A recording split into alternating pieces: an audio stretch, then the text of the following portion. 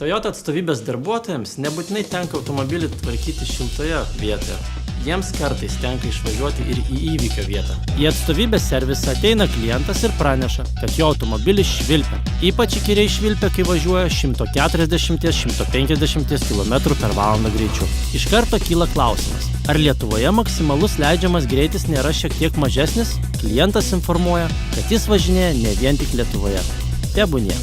Mūsų pareiga yra išsiaiškinti gedimą ir jį sutvarkyti. O kaip tai padaryti?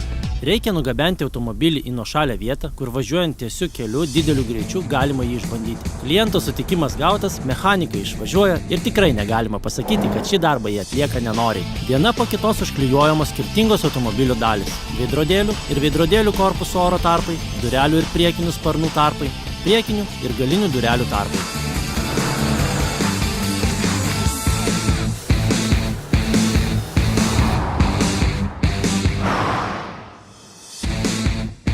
Ir galiausiai užsandarinami langai.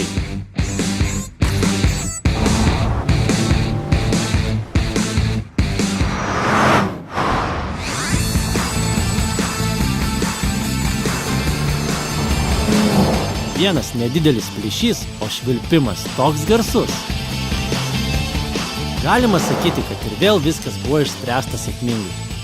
Kliento automobiliui įdėta nauja guma, švilpimas nutildytas, o mūsų mechanikai per savo darbo dieną turėjo galimybę patirti vairavimo dideliu greičiu džiaugsmą.